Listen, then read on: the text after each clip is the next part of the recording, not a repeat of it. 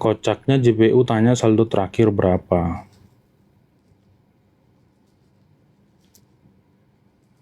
Ya ini pertanyaannya memang agak kurang ada korelasinya ya, saldo terakhir berapa.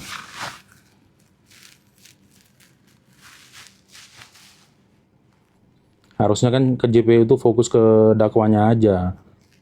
Dakwanya TPPU ya tinggal dibuktikan unsur TPPU-nya, yang unsur pasal yang didakwakan. Ada tindakan mentransferkan nggak di situ, gitu loh.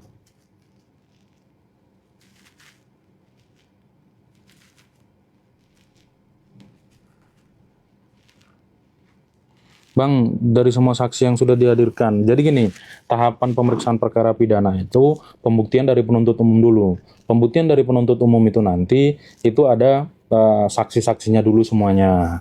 Saksi-saksi diperiksa, ya kan? Kemudian nanti kalau ada ahli diberikan ahli. Kemudian ada pemeriksaan terdakwa. Habis itu nanti ada pembelaan dari PH gitu loh. Itu nanti kedua belah pihak itu pasti diberikan kesempatan.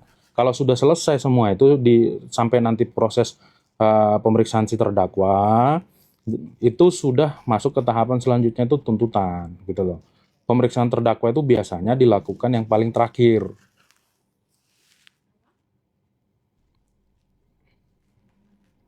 Tapi nggak 1 tahun juga kali, cukup November. Makanya saya bilang tadi, semua itu tergantung surat permintaan dari penyidik.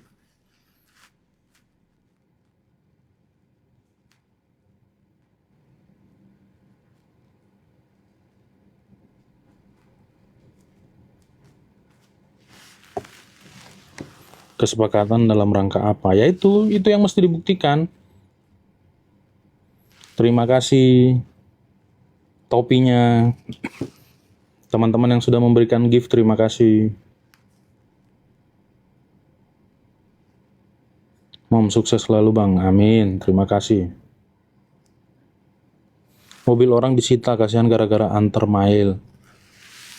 Jadi memang kawan-kawan di dalam itu diatur di dalam KUHP hal-hal apa-apa saja yang dapat dilakukan penyitaan.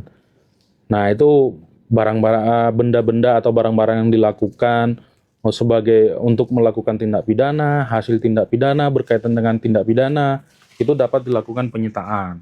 Kalau nggak salah ketentuannya itu di pasal 49 KUHP kalau nggak salah. Nanti teman-teman bisa cek di situ. Pasal 49 KUHP. Sebentar.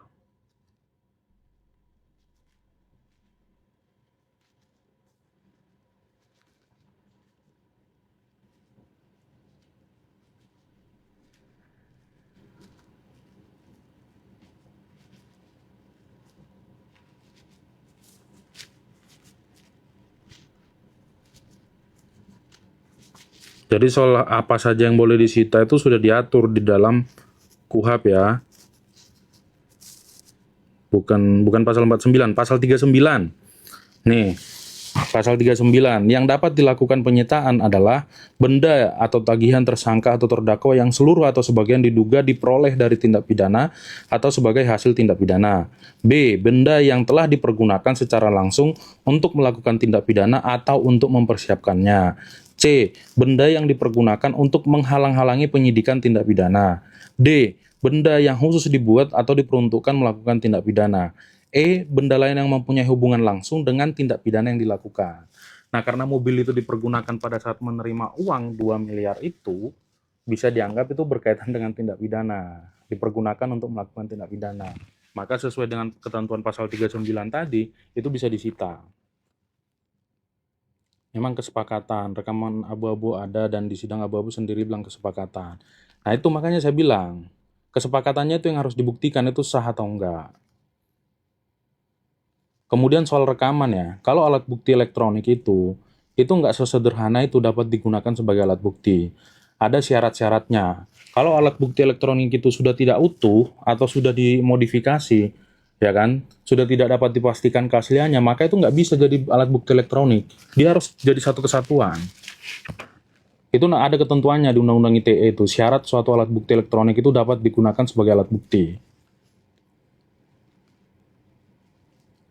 Masih panjangkah ini Bang? Prosesnya menjadi sampai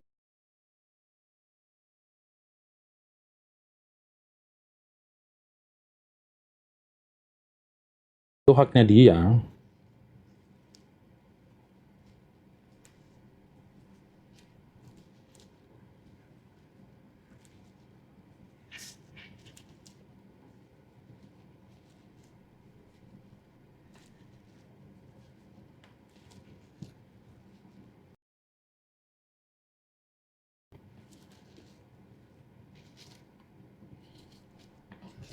Jadi terkait kan ini kan kalau nggak salah salah satu alat buktinya itu kan ada rekaman tuh.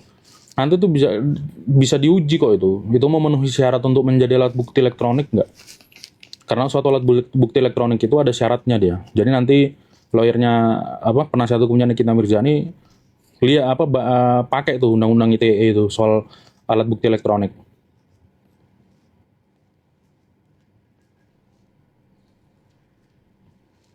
Jadi alat bukti yang perolehannya tidak sah itu tidak dapat digunakan sebagai alat bukti dalam proses perkara pidana. Itu prinsip dasar itu.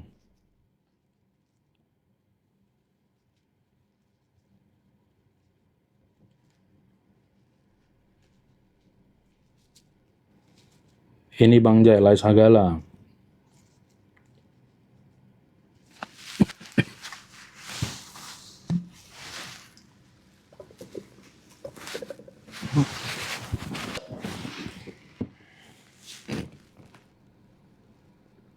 Bang, saya mahasiswa yang baru masuk semester 3, mau tanya buku rekomendasi yang untuk jadi hakim agung itu ada syarat umur.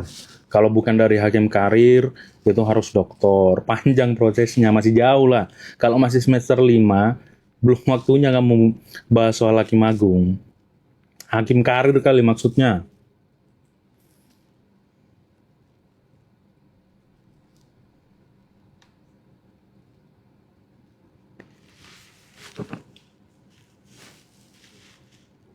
Bang, kalau pegawai BCA itu disomasi bisakah?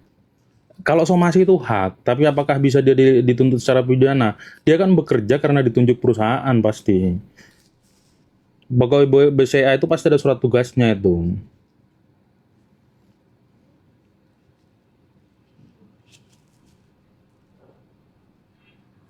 Lah kalau mobil itu belinya udah lama gimana masa iya disita? Kan tadi udah saya bacain dasar hukumnya pasal 39 itu. Pasal 39 itu dipergunakan untuk melakukan tindak pidana pun itu bisa disita, nggak harus kaitannya sama TPPU-nya ya. Bukti rekaman sebelumnya udah tersebar. Mungkin itu kali yang dilaporkan sama Nikita Mirzani. Kalau rekaman pembicaraan yang direkam itu disebar ke publik itu bisa dipidana dia. Tapi kalau rekaman itu diserahkannya ke aparat penegak hukum nggak bisa.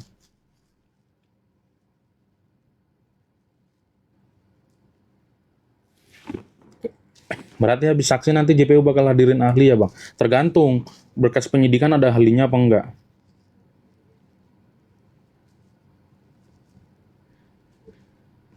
Sidang hari ini tenang, nggak rusuh kayak kemarin. Soalnya tadi sempat saya lihat Pengadilan Negeri Jakarta Selatan membatasi orang ya yang masuk. Itu udah benar itu tindakannya PN Jaksel itu. Biar pengadilan itu nggak jadi kayak pasar, orang-orang teriak-teriak nggak jelas. Itu sebenarnya pengunjung sidang yang ribut, udah diperingatkan hakim nggak mau diem itu sebenarnya udah bisa dikeluarkan itu dari ruang sidang. Jadi pengunjung sidang itu mendukung Nikita Mirzani itu sebenarnya jangan teriak-teriak, jangan mencaci maki hakimnya, itu malah bikin hakimnya dongkol.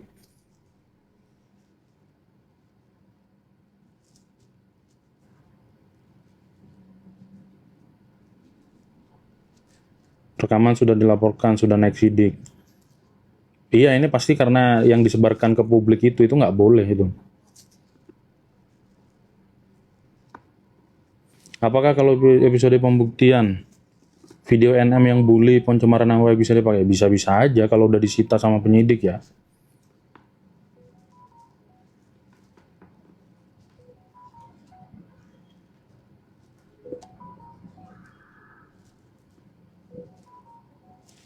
BCA berani begitu karena disuruh oleh pihak kepolisian ya.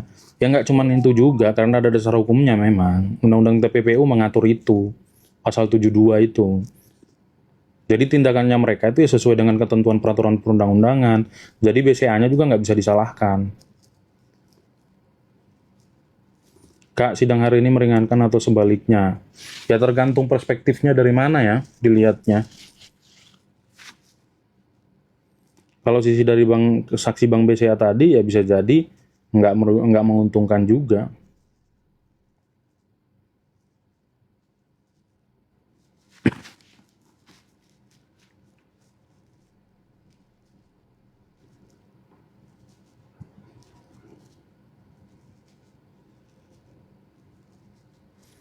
Terus lanjutan sidangnya gimana, Bang? Nih kayak tadi lah pemeriksaan saksi disiarkan secara live itu seharusnya nggak boleh. Ini teman-teman harus pahami ya. Di KUHP itu diatur, saksi itu bercakap-cakap saja itu nggak boleh. Sesama saksi bercakap-cakap itu nggak boleh. Apalagi dia menyaksikan pemeriksaan saksi. Sebenarnya yang benar itu tindakan dokter Oki sebelum dia jadi saksi. Dia kan nggak mau datang ke pengadilan. Itu udah benar dia. Karena itu nggak boleh. Karena dapat mempengaruhi keterangan saksi. Makanya kalau kalian lihat kayak sidang-sidang perkara korupsi itu kan nggak, hakimnya tegas itu melarang nggak boleh disiarkan secara online, secara live. Ya karena itu ada konsekuensi terhadap pemeriksaan saksi selanjutnya.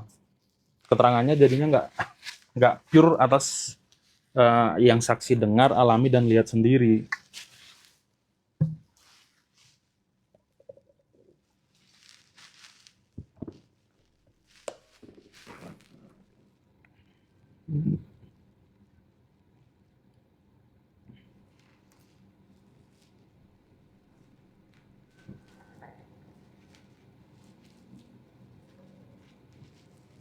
Pelapor juga katanya jual skincare berbahaya, apakah bisa jadi tersangka? Bisa, kalau dia menjual barang berbahaya itu ada undang-undang kesehatan, ya kan? Contoh menggunakan hidroquinon itu menggunakan undang-undang kesehatan. Kalau dia jual produk yang overclaim itu ada pidananya juga, undang-undang perlindungan konsumen. Di VTI saya yang lain itu sudah saya bahas kok itu. Jadi korban-korban skincare yang mengandung bahan berbahaya itu dia bisa mengajukan upaya hukum laporan pidana menggunakan undang-undang kesehatan. Korban-korban skincare overclaim itu bisa mengajukan laporan pidana berdasarkan undang-undang perlindungan konsumen. Bisa juga mengajukan gugatan perdata berdasarkan undang-undang perlindungan konsumen. Itu sudah ada upaya hukumnya kok. Saksi BCA tadi dari jaksa atau dari penuntut umum itu.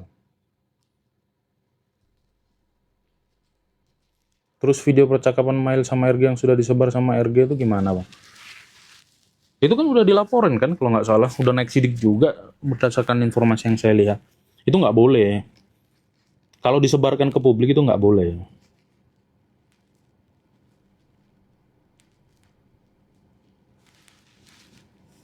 Kan ada saksi yang memiliki penasihat hukum yang sama, gimana tuh, Bang? Ya nggak gimana-gimana. Nggak gimana-gimana.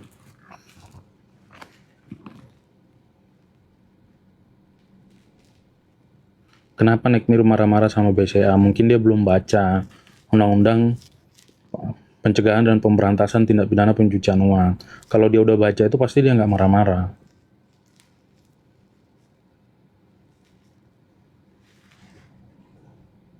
Kak, hukum pewaris pengganti, dikaya apa kuat, Kak? Ya, ahli waris pengganti itu wajib. Kalau orang tuanya sebagai ahli waris meninggal, ya ahli waris penggantinya anak-anaknya. Ya kuat lah, itu diakui kedudukan hukum ahli waris pengganti. Bang, kan nggak ada transfer ke BCA, Bang. Kok BCA jadi saksi? Saya nggak tahu ya, apakah ada transfer atau enggak. Jadi teman-teman, jangan terfokus. Kan yang 2M ditransfer ke developer, 2M lagi cash. Justru yang sekarang yang diduga sama penyidik itu dan kemudian penuntut umum itu kan berarti mereka menduga duit 2M yang cash itu disetorkan ke rekening gitu loh.